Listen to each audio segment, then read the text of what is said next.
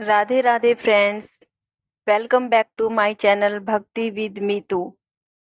हमें एकादशी के दिन क्या करना चाहिए, कैसे व्रत करना चाहिए, परिवर्तनीय एकादशी का महात्म्य क्या है।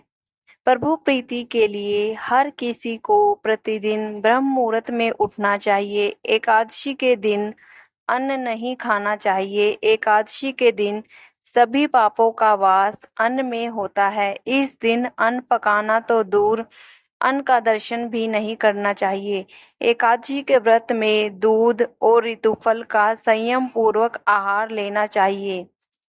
इस साल परिवर्तनीय एकादशी का व्रत 14 सितंबर दिन शनिवार को रखा जाएगा।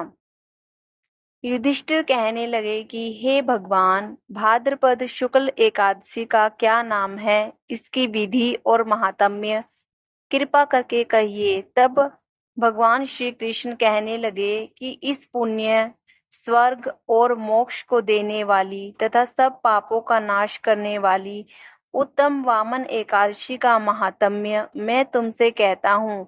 तुम ध्यान पूर्वक सुनो। यह पद्मा परिवर्तनीय एकादशी जयंती एकादशी भी कहलाती है। इसका यज्ञ करने से वाजपेय यज्ञ का फल मिलता है। पापियों के पाप का नाश करने के लिए इससे बढ़कर कोई उपाय नहीं। जो मनुष्य इस एकादशी के दिन मेरी अर्थात वामन रूप की पूजा करता है, उससे तीनों लोक पूज्य होते हैं। अतः मोक्ष की इच्छा करने वाले मनुष्य इस व्रत को अवश्य करें। जो कमल नयन भगवान का कमल से पूजन करते हैं, वे अवश्य भगवान के समीप जाते हैं। जिसने भाद्रपद शुक्ल एकादशी को व्रत और पूजन किया, अतः हरिवासर अर्थात एकादशी का व्रत अवश्य करना चाहिए। इस दिन भगवान करवट लेते हैं, इसलिए इसको परिवर्तनीय एकादशी भी कहते हैं। भगवान के वचन सुनकर युधिष्ठिर बोले कि भगवान, मुझे अति संदेह हो रहा है कि आप किस प्रकार सोते और करवट लेते हैं और किस तरह राजा बलि को बांधा और वामन रूप रखकर क्या क्या लीलाएं की। चातुर्मास के व्रत की क्या विधि है तथा आपके शयन करने पर मनुष्य का क्या कर्तव्य है, सो आप मुझसे विस्तार से बताइए।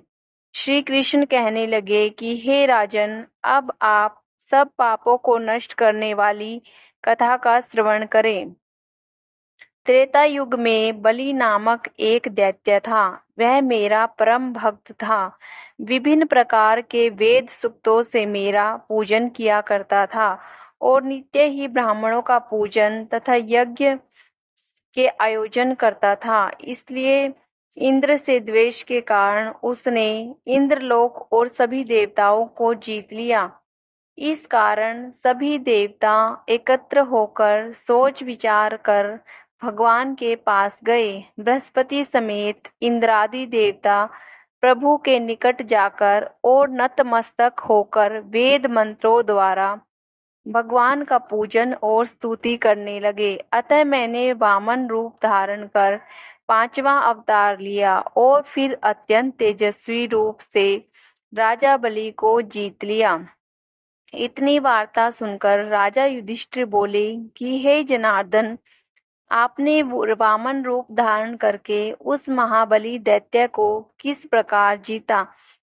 श्री कृष्ण कहने लगे, मैंने वामन रूपधारी ब्रह्मचारी ने बलि से 3 बग भूमि की याचना करते हुए कहा, ये मुझको 3 लोकों के समान है और हे राजन, यह तुमको अवश्य ही देनी होगी। राजा बलि ने इसे तुच्छ याचना समझकर 3 पग भूमि का संकल्प मुझको दे दिया और मैंने अपने त्रिविक्रम रूप को बढ़ाकर यहाँ तक कि भूलोक में पद, महलोक में पेट, भूर्लोक में जंघा, स्वर्गलोक में कमर, जनलोक में हृदय, यमलोक में कंठ की स्थापना कर सत्यलोक में मुख, उसके ऊपर मस्तक स्थापित किया। सूर्य, चंद्रमा आदि सब ग्रह, योग, नक्षत्र, इंद्रादि देवता और शेष आदि सब नागगणों ने विविध प्रकार से वेद सूक्तों से प्रार्थना की। तब मैंने राजा बलि से हाथ जोड़ पकड़कर कहा कि हे राजन, एक पद से पृथ्वी, दूसरे से स्वर्गलोक पूर्ण हो गए, अब तीसरा पग कहाँ रखूं? तब बलि ने अपना सिर झुका लिया और मैंने अपना पैर उसके मस्तक पर रख दिया, जिससे मेरा वह भक्त पाताल लोक को चला गया। फिर उसकी विनती और विनम्रता को देखकर मैंने कहा, हे बलि, मैं सदैव तुम्हारे निकट ही रहूंगा। विरोचन पुत्र बलि के कहने पर भाद्रपद शुक्ल एकादशी के दिन बलि के आश्रम पर मेरी मूर्ति स्थापित हुई। इसी प्रकार दूसरी मूर्ति क्षीर सागर में पृष्ठ पर हुई। हे राजन, इस एकादशी को भगवान शयन करते हुए करवट लेते हैं, इसलिए तीनों लोकों के स्वामी भगवान विष्णु का उस दिन पूजन करना चाहिए। इस दिन तांबा, चांदी, चावल और दही का दान करना उचित है। रात्रि को जागरण करना अवश्य होना चाहिए। जो विधि पूर्वक इस एकादशी का व्रत करते हैं, वे सब पापों से मुक्त होकर स्वर्ग में जाकर चंद्रमा के समान प्रकाशित होते हैं और यश पाते हैं। पाप नाशक इस कथा को पढ़ने सुनने से 1000 अश्वमेघ यज्ञ का फल प्राप्त होता है। बोलो भगवान वामन की जय, विष्णु भगवान की जय, एकादशी माता की जय।